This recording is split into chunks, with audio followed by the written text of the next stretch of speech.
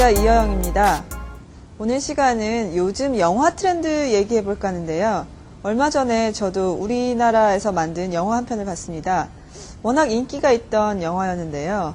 제 취향은 아니지만 선택을 해봤습니다. 그런데 그게 화근이었는데요. 영화는 굉장히 지나칠 정도로 잔인했고요. 영화 중간에 자리를 박차고 뛰어나가고 싶을 정도로 살인이라든지 잔인한 장면들이 많았는데요.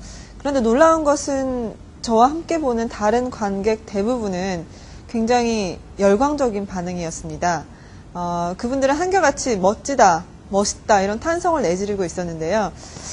이 영화뿐만이 아니라 최근 우리 영화 대부분이 복수와 폭력을 다루고 있습니다. 영화뿐만 아니라 드라마도 마찬가지인데요. 텔레비전이라는 그 매체의 특성상 폭력의 수위가 낮을 뿐 줄거리 구조는 복수와 폭력이 주조를 이루고 있습니다. 요즘 텔레비전을 보시면요. 어느샌가 복수와 폭력이 우리 대중문화의 핵심 코드가 돼버린 게 아닌가 하는 생각이 들 정도입니다. 물론 연쇄살인범이나 범죄자에게 희생당한 사람을 위해서 복수를 한다는 얘기가 한때 유행은 아니죠. 대중문화계에서 언제나 인기를 끌어왔던 소재인데요. 그런데 요즘의 복수와 폭력에는 전과 다른 패턴이 있는 것 같습니다.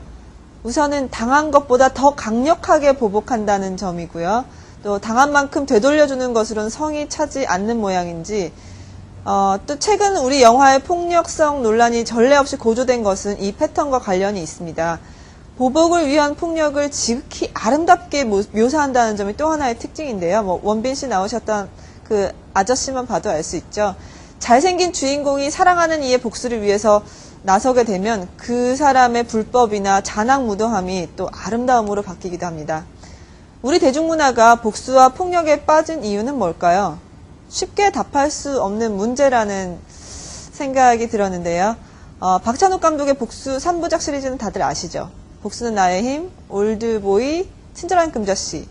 그런 것들이 계기가 됐을 수도 있고요. 아니면은 우리 사회의 범죄가 갈수록 극악무도해지는 것과도 관련이 있을지 모르는데요.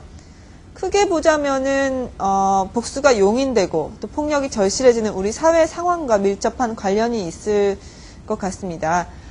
대중문화는 결국 사회상을 비추는 거울이니까요. 실제로 우리 사회는 각 분야에서 지금 복수를 다짐하고 폭력을 용인하는 분위기가 고조되고 있는데요. 내 편이 아니면 적이고 적은 가차없이 쳐야 한다는 논리가 판을 치고 있죠.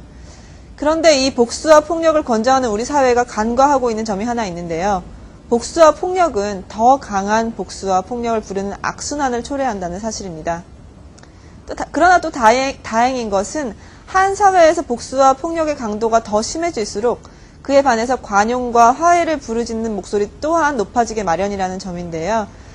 복수와 폭력은 그 악순환이 거듭될수록 많은 사람들에게 해악을 끼치기 때문입니다. 경제학자들은 이 점을 매몰 비용, 썬크 커스트라는 개념으로 설명하기도 하는데요. 만약에 동네 빵집을 얼마 동안 경영하던 자영업자가 장사가 안 돼서 업종 전환을 하는 경우를 생각해 보겠습니다. 냉면 전문점으로 바꿔서 재개업을 하려고 하는데 그러면은 이제 외부 간판은 물론 내부 인테리어까지 모두 바꿔야 하죠. 재료도 다시 사들여야 하고요.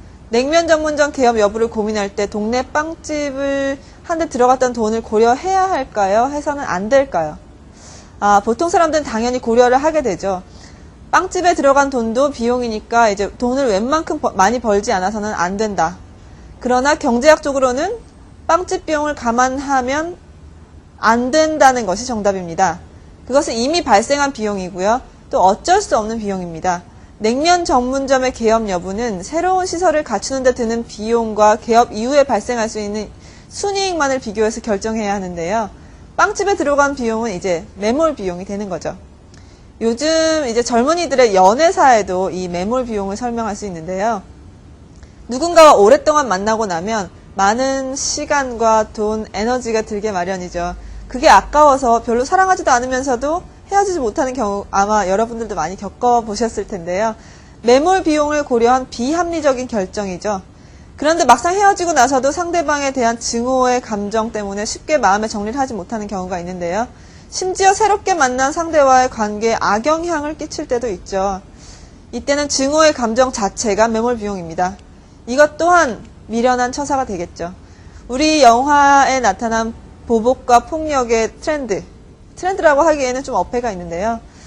그것 또한 우리 매몰 비용이라는 관점에서 다시 한번 생각해 볼 필요가 있을 것 같습니다. 남에게 받은 상처 꼭 보복과 폭력으로 갚아야 하는 이 대중문화 코드 어떻게 읽어야 할까요? 여러분도 한번 고민해 보시기 바랍니다.